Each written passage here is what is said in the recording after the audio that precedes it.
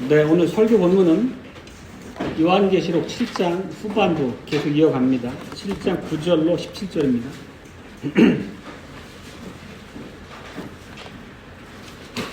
이 일 후에 내가 보니 각 나라와 족속과 백성과 방언에서 아무라도 능히 셀 수 없는 큰 무리가 흰옷을 입고 손에 종려가지를 들고 보좌 앞에 어린 양 앞에 서서 큰 소리로 외쳐 가로되 구원하심이 보좌에 앉으신 우리 하나님과 어린 양에게 있도다 하니 모든 천사가 보좌와 장로들과 네 생물의 주위에 섰다가 보좌 앞에 엎드려 얼굴을 대고 하나님께 경배하여 가로되 아멘. 찬송과 영광과 지혜와 감사와 존귀와 능력과 힘이 우리 하나님께 세세토록 있을지로다. 아멘 하더라. 장로 중에 하나가 응답하여 내게 이르되 이 흰옷을 입은 자들이 누구며 또 어디서 왔느뇨? 내가 가로되 내 주여 당신이 알리이다 하니 그가 나더러 이르되 이는 큰 환난에서 나오는 자들인데 어린 양의 피에 그 옷을 씻어 희게 하였느니라. 그러므로 그들이 하나님의 보좌 앞에 있고 또 그의 성전에서 밤낮 하나님을 섬김에 보좌에 앉으신 이가 그들 위에 장막을 치시리니 저희가 다시 줄이지도 아니하고 목마르지도 아니하고 해나 아무 뜨거운 기운에 상하지 아니할지니 이는 보좌 가운데 계신 어린 양이 저희의 목자가 되사 생명수 샘으로 인도하시고 하나님께서 저희 눈에서 모든 눈물을 씻어주실 것임이로라. 아멘.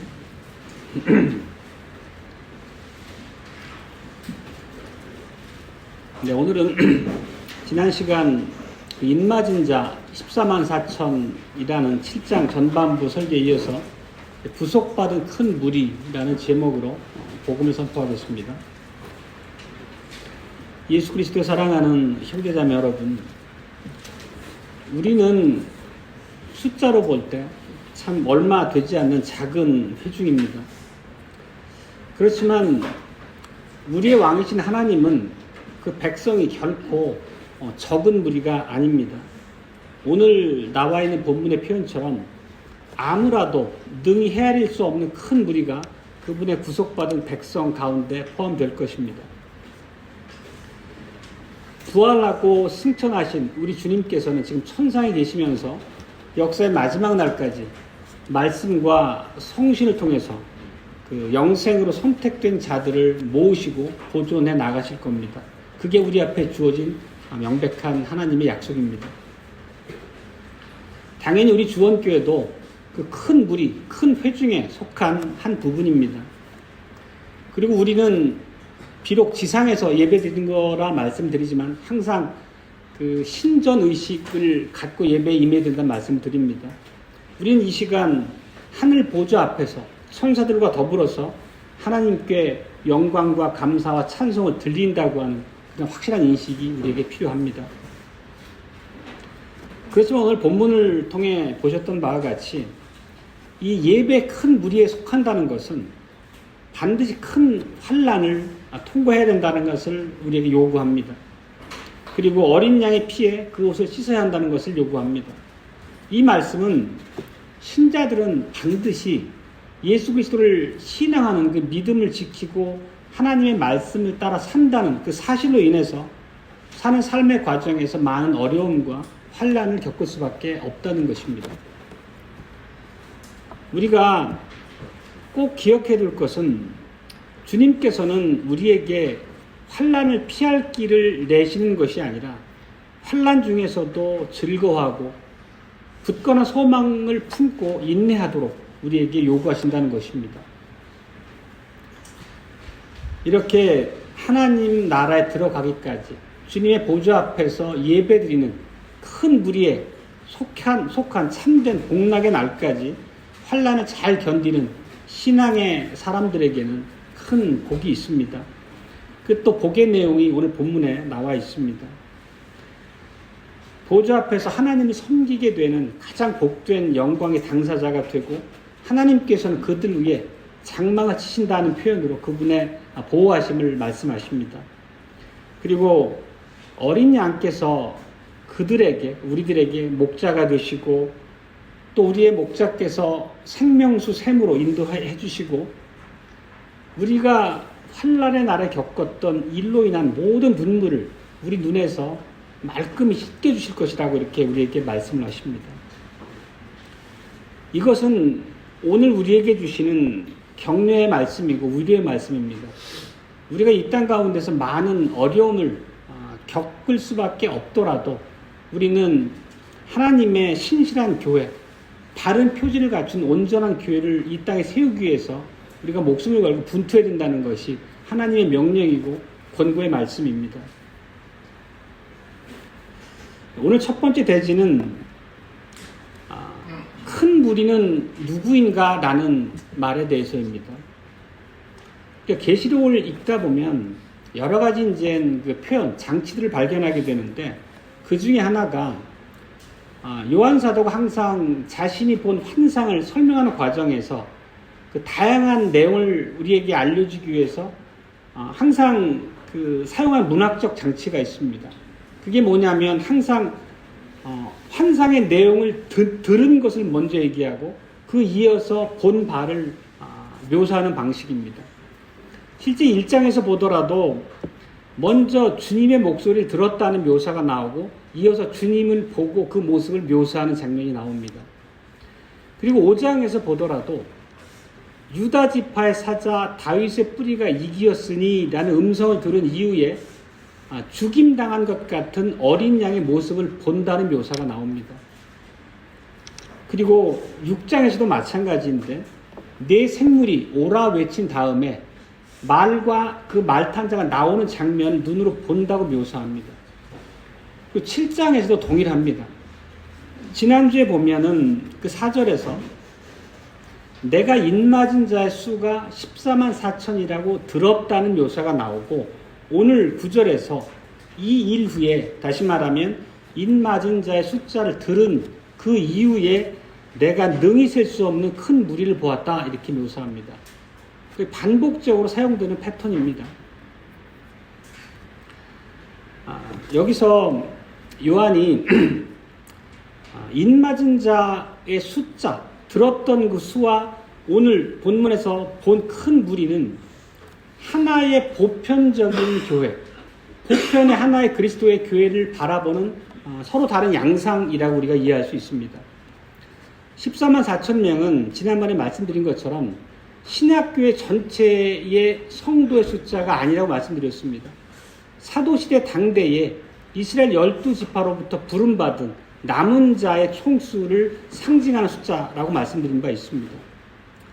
그렇지만 오늘 본문에 나오는 아무도 셀 수 없는 큰 무리라는 것은 단지 이스라엘 14만 4천이 아니라 세상 끝날까지 하나님께서 택하시고 교회로 부르실, 말하자면 신약교회 모두 성도 총수를 가리키는 숫자를 얘기하고 있습니다. 그 무리를 지칭하는 것입니다.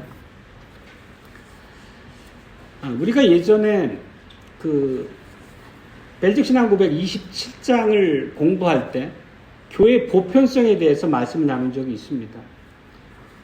교회의 보편성은 교회의 여러 속성 중에 하나죠. 거룩성, 통일성, 사도성, 보편성 이런 얘기를 하는데 보편성이라는 것은 교회가 시간과 공간을 초월해서 존재한다는 것입니다.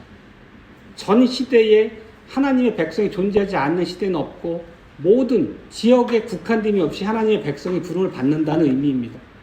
그렇지만 그런 보편의 교회는 반드시 눈에 보이는 모습으로 이 땅에 존재합니다. 눈에 보이지 않는 그런 불가견적인 교회로 우리가 고백하지 않습니다. 교회를. 다만 우리가 한 번에 우리의 능력으로 그 교회를 볼 수 없다는 그런 체만 인정할 뿐이죠. 그래서 오늘 그 묘사도 비슷한데 우리가 그 당시에 큰 태평양의 비유를 들어가지고 교회 보편성을 설명드렸던 바가 있습니다. 제주도에서 바라보는 앞바다도 태평양이고 캐나다 밴쿠버에서 보는 앞바다도 태평양이고 호주 시드니에서 보는 앞바다도 태평양입니다. 다만 전체 태평양이 아니라 작은 부분을 볼 뿐이지만 그것이 태평양이라는 사실에는 진배 없죠. 우리의 능력이 부족 때문에 한눈에 태평양 전체 볼 수 없다는 거죠. 반면에 하나님께서는 전능하신 분이므로 택함을 받고 입맞은 모든 백성의 수를 한 번에 볼 수 있습니다. 지금 14만 4천과 능히 셀 수 없는 무리가 함께 등장하는 장면이 교회의 보편적인 특성을 설명하는 그 두 가지 양상을 우리가 이해할 수 있다는 의미입니다. 그리고 혹시 그 사경의 자료로 드렸던 불임이라는 자료를 읽고 계시겠지만 거기 보면 예언적 원근법이라는 그런 얘기가 나옵니다. 그게 이 경우에도 적용이 되는데 어떤 의미냐면 어떤 사건을 예언을 할 때 그 일들의 순서나 시간 간격을 고려하지 않고 한 장면, 한 풍경으로 묘사하는 방식입니다. 마치 동시에 일어나는 사건처럼 묘사를 하죠. 감람산 강화 같은 게 대표적입니다. AD 70년의 멸망의 사건과 궁극적으로 예수님의 재림에 대해 도래할 그 사건을 함께 묘사를 하고 있습니다. 그래서 우리가 전에 그런 표현을 썼었죠. 중의적 표현이다, 이중적 표현이다. 그런 의미입니다. 오늘 역시도 14만 4천과 능히 셀 수 없는 큰 무리를 동시에 묘사하는 방법 자체도 그런 의미를 함축하고 있습니다. 다시 말씀드리지만 14만 4천 명은 이스라엘의 남은 자를 상징하고 셀 수 없는 큰 무리는 전체 세상으로부터 구속받은 전체 신약교회의 회원들을 가리킵니다. 교회 두 가지 다른 양상이지만 결코 우리는 이 둘을 분리할 수 없습니다. 이스라엘에게 주셨던 구약교회에 주셨던 그 약속은 실제 신약교회 모든 이방으로부터의 성도들이 부름받아 교회에 가입하는 것으로 성취가 되게 됩니다. 그 창세기 12장에서 아브라함에게 주셨던 약속을 우리가 기억할 수 있습니다. 거기 보면 땅의 모든 족속이 너를 인하여 복을 얻을 것이니라 이렇게 얘기합니다. 그리고 이 말씀을 근거로 사도 바울은 갈라디아서에서 이렇게 얘기합니다. 또 하나님이 이방을 믿음으로 말미암아 의로 정하실 것을 성경이 미리 알고 먼저 아브라함에게 복음을 전하되 모든 이방이 너를 인하여 복을 얻으리라 하였다 이렇게 기록합니다. 결국 이스라엘의 남은 자의 수는 모든 민족, 이스라엘 유대인을 제외한 나머지 이방 민족들부터 부름받은 그런 모두가 교회에 들어옴으로써 완성된다는 의미입니다. 실제 오늘 우리가 찬송도 불렀지만 계시록 21장에도 그것을 상징하는 묘사가 있습니다. 거기 보면 새 예루살렘 성이라는 말이 등장합니다. 그게 완성된 교회를 상징하는 표현인데 거기에 보면 12문이 있고 그 12문을 통해서 땅의 왕들이 자기 영광을 가지고 들어온다. 사람들이 만국의 영광과 존귀를 가지고 그리로 들어오리라 이렇게 묘사합니다. 이 말씀은 12지파의 이름으로 명명된 12문을 통해서 부름받은 모든 백성들이 교회에 들어오게 되는 하나님의 섭리의 경륜의 전개를 표현한 방법이기도 합니다. 그러니까 이런 표현들을 우리가 종합적으로 생각함으로써 알 수 있는 것은 신약의 교회는 구약과 무관한 그런 방식으로 이 땅에 오지 않았다는 겁니다. 진공 상태에서 갑자기 쑥 하고 신약의 교회가 이 땅에 출현한 것이 아니라는 것입니다. 신약의 교회는 단지 이방인들로만 구성된 교회가 아닙니다. 우리가 7장 표현을 빌어서 말씀드리자면 이 아무라도 능히 셀 수 없는 큰 무리라고 표현된 이 신약의 교회는 14만 4천 명이라고 하는 이스라엘의 거룩한 씨, 남은 백성에게 접붙여진 방식으로 신약의 교회가 완성되어 나갑니다. 그리고 계시록에서 계속 말씀하는 것처럼 배도한 언약 백성을 심판할 때에 그 불에 태워지는 언약 백성의 일부가 그루터기로 남아있게 되죠. 결국 그 남은 그 그루터기에서 싹이 나서 신약의 교회를 이루게 되는 거죠. 바로 그 그루터기가 14만 4천 명이라는 말씀 드렸습니다. 지난 시간에. 이런 관계에서 알 수 있는 것은 이 14만 4천 명이라는 이스라엘의 남은 자는 능히 셀 수 없는 큰 무리로 표현된 신약 전체 교회의 첫 열매였다. 이렇게 우리가 이해할 수 있겠습니다.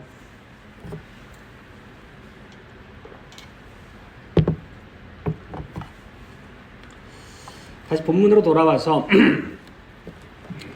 사도 요한이 그 환상 속에 보았던 큰 무리는 너무 광대해서 인간의 능력으로는 셀 수 없는 큰 무리입니다.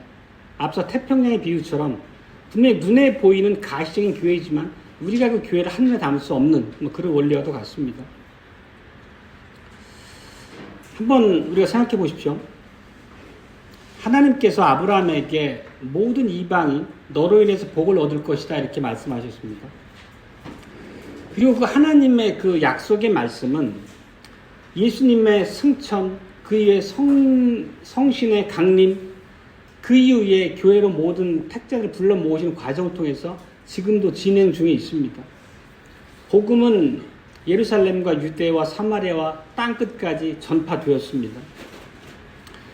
그 과정에서 많은 사람이 불순종으로 복음을 거부하기도 했지만 또 지난 2000년 동안에 셀 수 없는 많은 무리가 교회 안으로 하나님의 은혜 안에서 부르심을 통해 들어왔습니다. 그리고 이렇게 자기의 백성을 부르시는 우리 주님의 그 사역은 마지막 날까지 계속될 것입니다. 그리고 그 끝날이 언제일지는 모르지만 오늘의 표현처럼 구속받은 자의 그 숫자는 아무라도 능히 셀 수 없을 만큼 무수히 많다는 것입니다. 그렇지만 하나 여기서 우리가 짚고 넘어갈 부분은 이런 의미 자체가 일부 그 복음주의권에 주장하는 복음에 대한 그런 무분별한 낙관주의를 얘기하는 것은 아닙니다.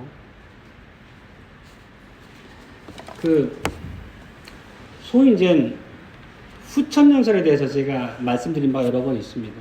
세대주의 전천년설이라는 것도 있지만 후천년설이라고 하는 게 이런 낙관론에 근거한 주장인데, 그러니까 이 땅의 복음이 편만해지고 많은 자들이 교회 안에 들어와서 믿지 않는 자보다 믿는 자가 더 많아져가지고 이 땅에 성도들 가득할 거라는 그런 주장입니다.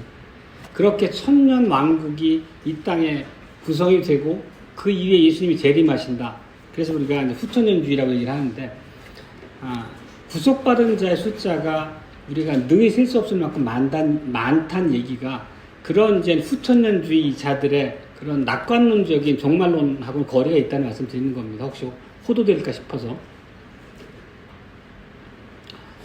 오늘 이제 본문 묘사를 보면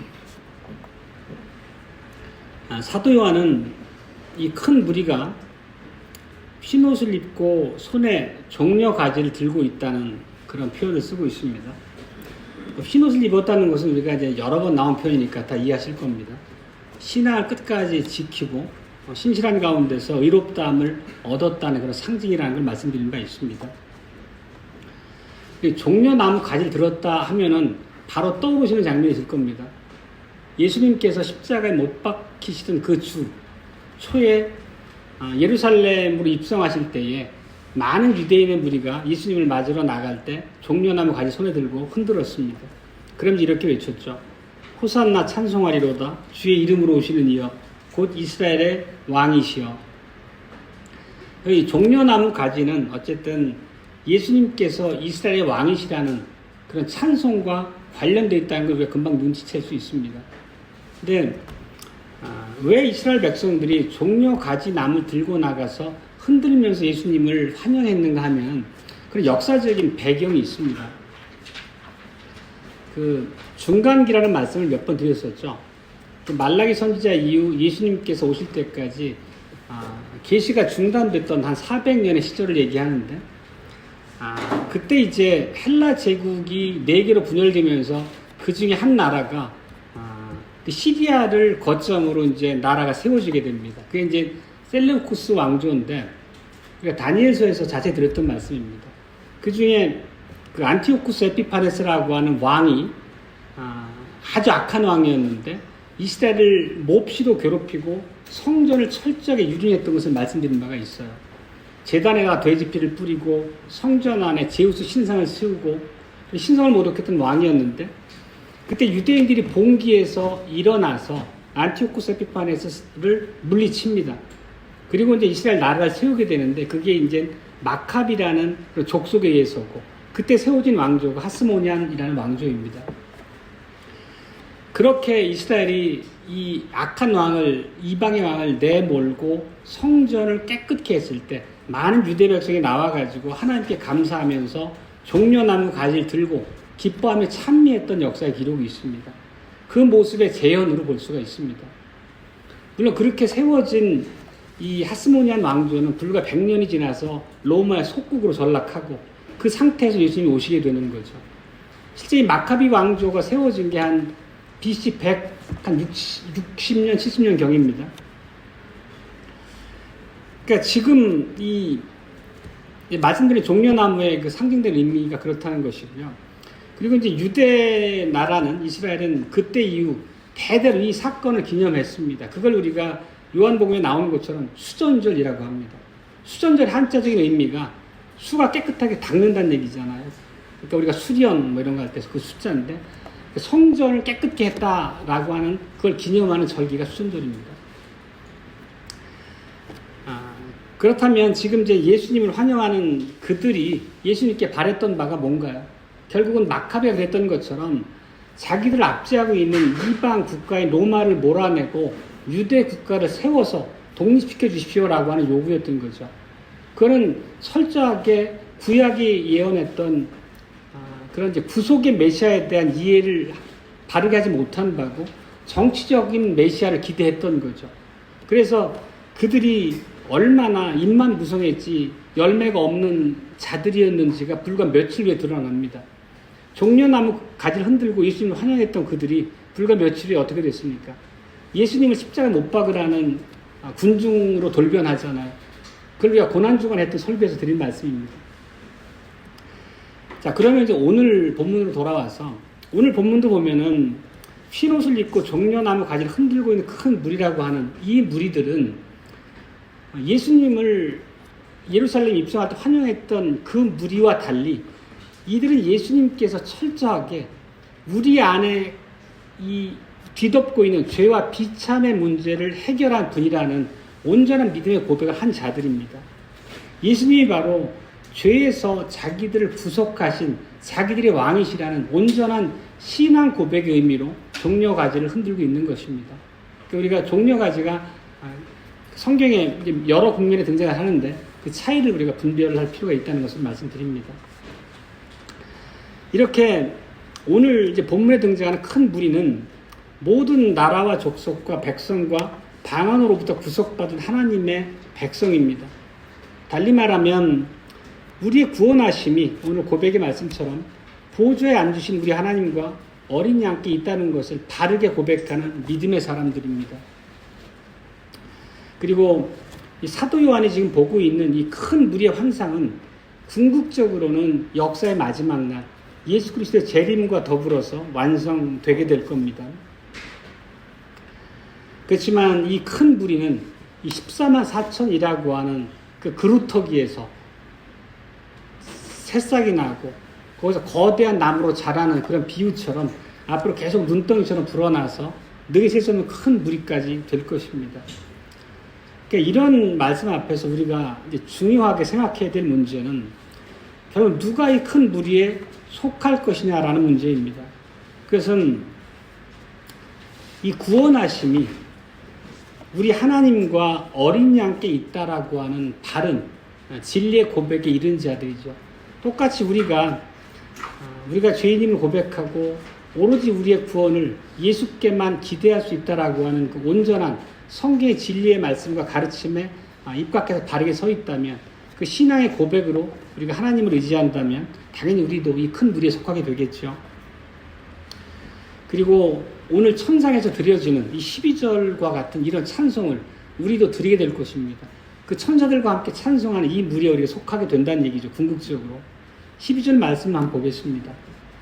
아멘. 찬송과 영광과 지혜와 감사와 존귀와 능력과 힘이 우리 하나님께 세세토록 있을지어다. 이런 찬양을 드릴 수 있는 것이야말로 놀라운 축복이고 은혜입니다. 두 번째 대지는 이 큰 무리는 어디에서 오느냐라는 문제입니다. 지금 오늘 보는 장면을 보면 능히 셀 수 없는 큰 무리가 천사들과 더불어서 하나님과 어린 양을 향한 찬양을 부르고 있을 때 24장로 중에 한 사람이 요한에게 질문하잖아요. 그 13절입니다. 이 흰옷을 입은 자들이 누구며 또 어디서 왔느뇨? 그러니까 요한은 알지 못했습니다. 그러니까 장로가 설명을 해줍니다.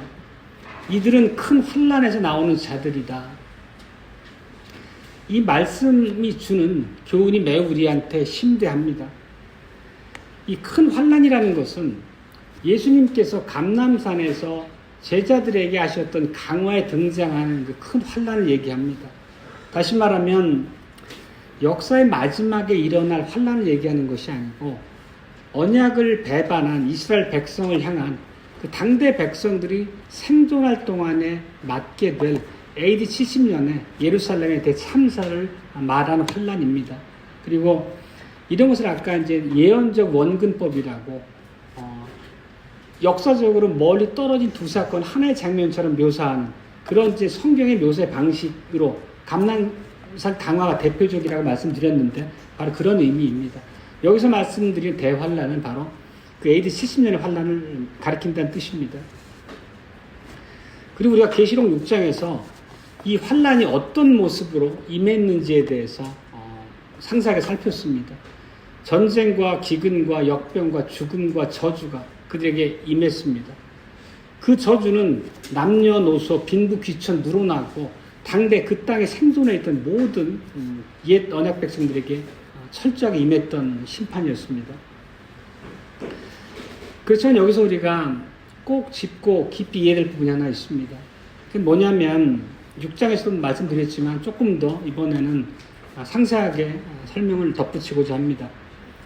이 배도한 이스라엘에게 하나님의 무시무시한 심판이 임할 때 신실한 하나님의 성도들에게도 그 심판과 환난이 비껴간 것은 아니라는 사실입니다. 이 불경건한 자들에게 임하는 이 심판이 경건한 자들에게는 동시에 시험의 때라는 것입니다.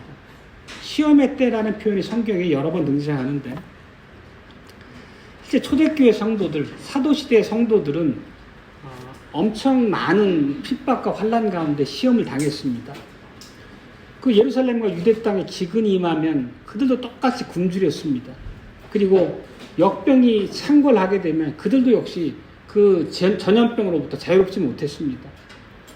로마가 그 땅에 침공해서 그들을 압살할 때에 전쟁과 죽음의 공포를 똑같이 겪었습니다. 죽음으로도 구원은 받았을지라도.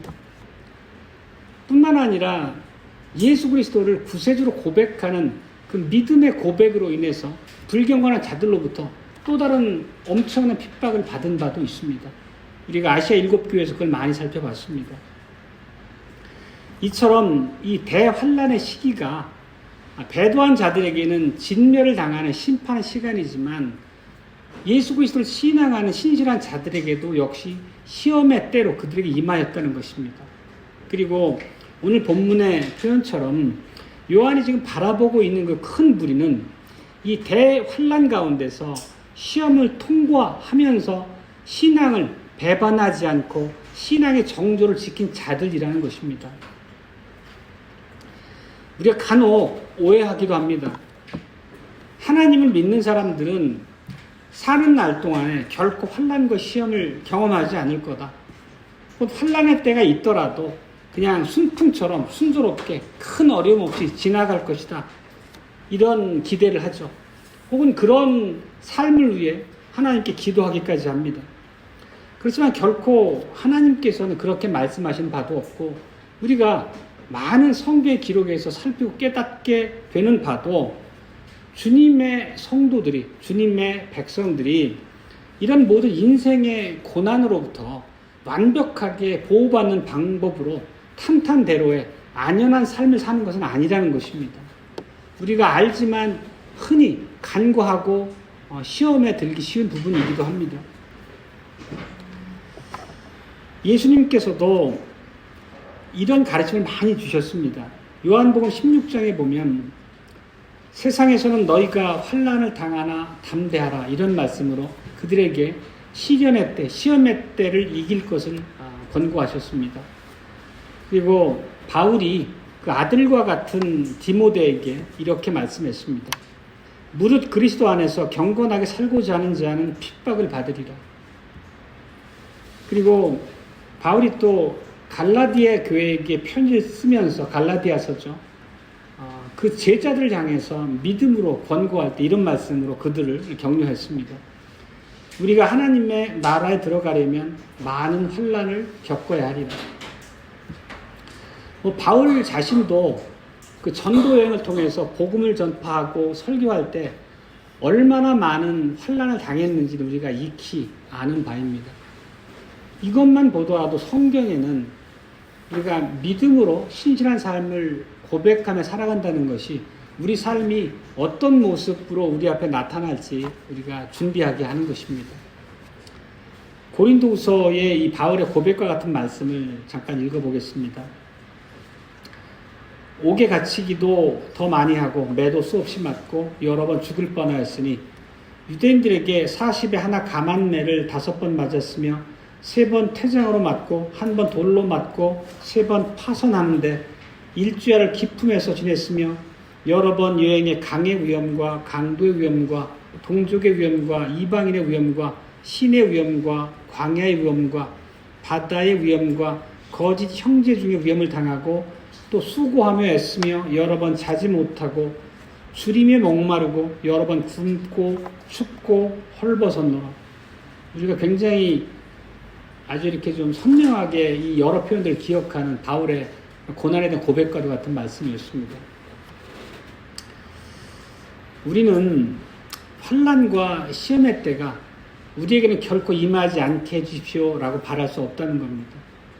임하더라도 아무런 어려움 없이 그냥 쉽게 훅 지나가게 해주십시오 라고 하나님께 간구할 수 없다는 겁니다. 그것은 환난과 시험의 때를 대하는 우리의 바른 태도가 아니라는 겁니다. 우리 삶의 여정에서 맞게 되는 모든 상황, 국면은 모든 것이 하나님의 계획하에 우리 앞에 주어집니다. 그렇다면 우리가 그런 환난과 시험의 때를 부정한다면 우리 앞에 그런 시험을 두신 하나님을 부정하는 거고 하나님을 거부하는 불신앙적인 태도라 볼 수 있습니다. 오늘 우리가 본문에서 보는 이 큰 무리는 환난의 때를 통과한 사람들이지 환난의 때가 비껴간 그런 사람들은 아니라는 것입니다. 그리고 이 큰 무리는 어린 양의 피여 그 옷을 씻어 쉬게 되었다 합니다. 그건 앞서 설명드린 것처럼 기꺼이 그리스도의 고난에 참여하면서도 믿음을 신실하게 지켰다는 의미라고 말씀드렸습니다. 이렇게 사도 요한이 지금 이제 본문에서 보고 묘사하고 있는 이 큰 무리는 환난에서 나온 자들입니다. 그리스도의 고난에 참여한 자들입니다. 달리 말하면 우리가 이 묘사된 바 큰 무리에 속해서 하나님께 찬양을 드리기 위해서는 우리도 우리 인생길에 주어져 있는 여러 어려움과 시험의 때를 잘 견디고 승리해야 된다는 것입니다. 우리가 사는 모습이 다르고 직업도 다르고 여러모로 다른 형편의 인생에 처해 있기 때문에 환난의 모습도 다양하게 나타날 것입니다. 그런 자기의 욕심과 정욕을 만족하기 위한 행로에서 맞게 되는 그런 심판, 환난을 얘기하는 것이 아니죠.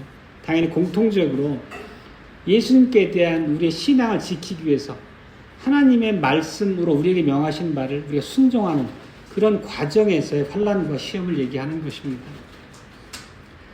그리고 당연히 시험의 때를 우리가 잘 인내하고 승리하게 되면 우리는 오늘 묘사처럼 흰 옷을 입고 종려 가지를 흔들면서 보좌 앞에서 천사들과 더불어서 하나님을 찬양하는 그날이 우리에게 약속되어 있다는 것입니다. 이제 마지막 대지는 큰 무리는 무슨 위로를 받습니까?에 대해서입니다. 이 큰 무리들은 신실하게 신앙의 정도를 지켰습니다. 그리고 그 환난의 때, 시험의 때를 통과함으로써 승리했습니다. 그 결과 그들이 어떤 모습으로 지금 서 있냐면 하나님의 보좌 앞에 있고 성전에서 밤낮 하나님을 섬기고 있습니다. 하나님을 섬기고 하나님과 아름다운 복된 교제를 나누는 것, 그게 우리 구속의 창조의 목적이라고 성경은 우리에게 가르치고 있습니다. 우리 주님께서는 당신의 피로 우리를 구속하셔서 하나님을 섬기는 나라와 제사장이 되게 하셨습니다. 나라라는 것은 하나님의 통치함을 받는 그 자리에 우리가 서 있다는 뜻이고, 우리 삶으로 하나님을 섬기기 때문에 우리는 제사장이라는 칭호로 불리웁니다. 이것이 얼마나 큰 영광이고 행복인지 우리가 능히 마음에 새기고 묵상하면서 혹여라도 지금 어려움의 시간을 지나고 계시다면 우리가 즐거움으로 인내할 수 있기를 서로가 격려할 수 있으면 좋겠습니다. 하나님을 섬기는 자들 위에는 언약의 큰 축복이 임하게 됩니다. 그게 오늘 이제 본문 15절로 17절입니다. 한번 읽겠습니다. 그러므로 그들이 하나님의 보좌 앞에 있고 또 그의 성전에서 밤낮 하나님을 섬김에 보좌에 앉으시니가 그들 위에 장막을 치시리니 저희가 다시 줄이지도 아니하며 목마르지도 아니하고 해나 아무 뜨거운 기운에 상하지 아니할지니 이는 보좌 가운데 계신 어린 양이 저희의 목자가 되사 생명수 샘으로 인도하시고 하나님께서 저희 눈에서 모든 눈물을 씻어주실 것임이러라, 이렇게 묘사합니다. 여기 언약의 축복의 핵심을 이런 표현을 쓰고 있습니다. 보좌에 앉으시니가 그들 위에 장막을 치신다. 유대 절기 중에 장막절이라는 것도 있지만, 장막은 실제 그 광야 40년 동안 이스라엘 백성들이 이동하면서 그 장막, 텐트 안에서 먹고 자고 쉬고 했던 그런 장소입니다. 그러면 하나님께서 그들 위에 장막을 치신다, 이 표현 자체가 매우 그들에게는 실감나게 다가왔을 겁니다. 달리 말하면 그들의 삶의 모든 형편을 그분께서 보존하시고 주님이 우리의 평안한 안식처가 되신다라는 그런 의미로 이해할 수 있습니다. 그걸 이렇게 표현하는 거죠. 다시는 줄이지도 아니하며 목마르지도 아니하리라.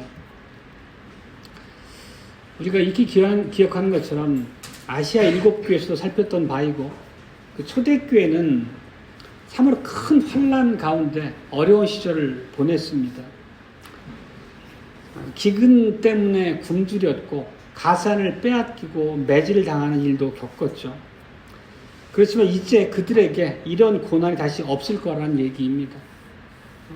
콜로세움에 끌려가가지고 짐승의 밥으로 죽어가고 십자가에 거꾸로 못 박히고 했던, 참으로 기억하기도 몸서리 쳐지는 그런 환난들이 그들 모두에게 더 이상 있지 않는 그런 완벽한 안식의 때가 그들에게 도래한다는 것입니다.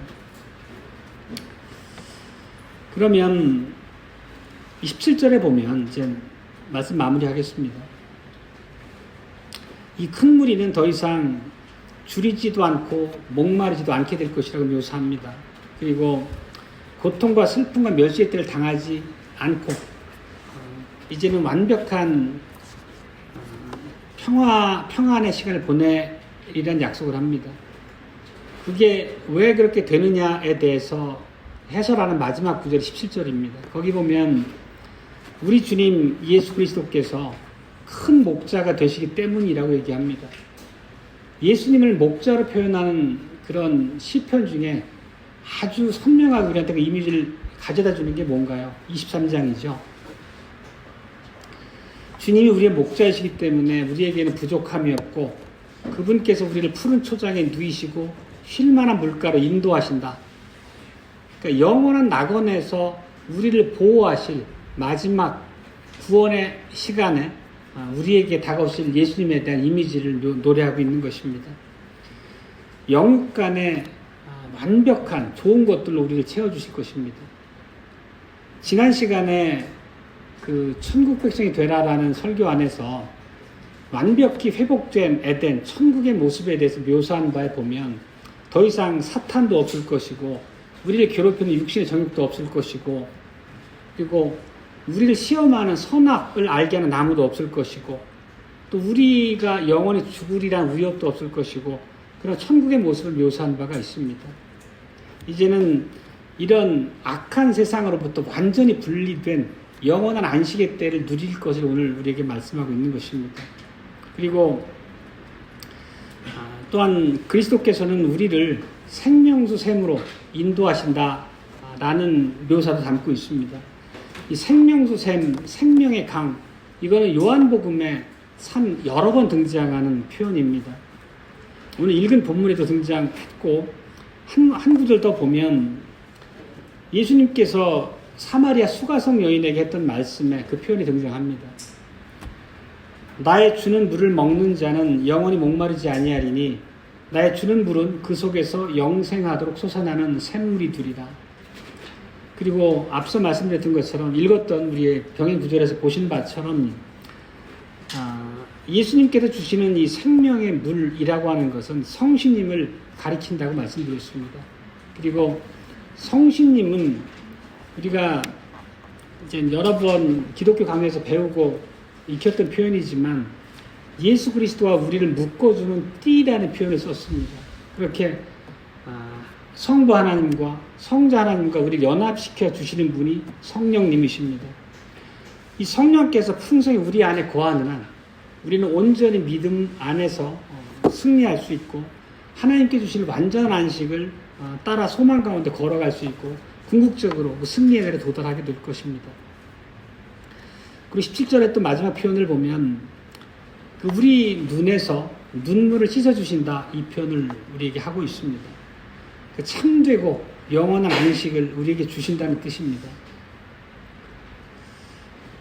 잠시 우리 교회 형편을 한번 살펴보면 우리도 역시 바른 교회를 이루기 위한 여러 어려움과 시험의 때를 지나고 있음이 분명합니다. 이 참된 교회라는 것을 우리가 이렇게 신앙 고백 안에서 배운 것처럼 하나님의 순수한 복음이 바르게 선포되는 교회입니다. 우리가 실제 바른 복음이 선포되는 교회를 찾아서 이 주원교회를 이루었고 지금도 바른 복음이 선포되는 그 말씀 듣기 위해서 우리가 늘 머리를 맞대고 그 과정을 찾아서 이 행보를 함께 하고 있습니다. 또 우리가 성례가 바르게 드려질 수 있도록 위해서 지금 두 분 장로님이 신방도 하고 있죠.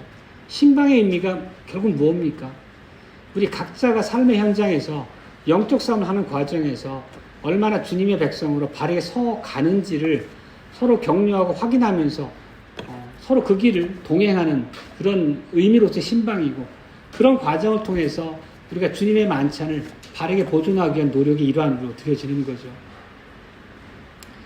그리고 합당한 권징 역시도 우리가 전주에 가서 들었던 설교에 보면 결국 그 교회 안에 있는 모든 죄를 들춰내므로 그 얘기는 죄가 교회 안에 발붙이지 못하도록 우리가 죄에 민감하게 깨어서 바라보면서 스스로 자가 번증을 하고 성도 간에 잘못된 죄된 모습을 권고해서 믿음으로 돌이키도록 위로하고 이런 모든 권징의 과정을 통해서 우리가 순결한 교회를 이루어가는 과정으로 이해한 바 있습니다. 그러니까 우리가 그런 과정들이 얼마나 어렵고 우리에게 많은 노력을 요구하는지를 우리가 익히 깨닫고 있습니다. 그 길을 우리가 지금 가고 있는 겁니다. 또 이런 과정을 우리가 하나님의 말씀과 질서 안에 갈 수 있도록 직분자를 또 세워주시고 그 직분자들이 맡겨진 직임을 감당할 수 있도록 여러분이 의무의 양으로 많이 지지해 주십니다.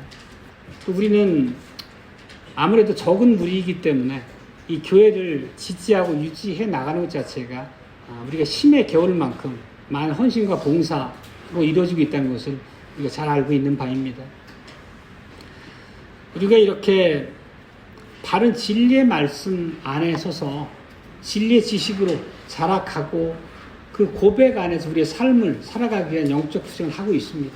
그러면서 우리의 이런 고백과 신앙을 우리 후대에 물려주기 위해서 우리가 깊은 고민 가운데 언약학교를 이제 출범할 날을 며칠 앞두고 있습니다.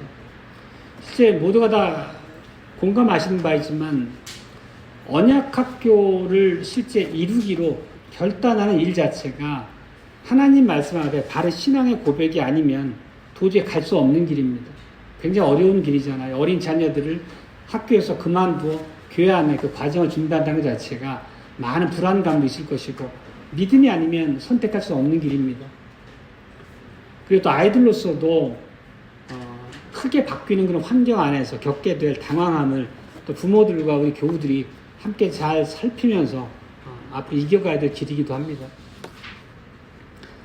우리가 이렇게 하나님의 말씀에 입각해서 바른 신앙을 고백하고 그 고백한 신앙에 비껴가지 않는 모습으로 교회를 이루고 우리의 삶을 갖춰가기 위해서 이런 노력들이 오늘 어떤 모습으로 궁극적으로 위로를 받게 될 것인가를 말씀해주고 있는 것입니다. 우리가 이 모든 어려운 시간을 통과하고 예수님 품에 안기게 되면 우리가 보좌 앞에 서게 되면 우리에게 완전하고 영원한 안식이 기다리고 있습니다. 우리 주님께서 우리가 겪었던 모든 슬픔의 시간보다 훨씬 더 풍성함으로 우리를 위로해 주시고 격려해 주실 것입니다. 우리가 지금 이 땅에서 살아가는 과정에 겪게 되는 많은 어려움과 이 눈물들은 한순간에 잊혀질 것입니다.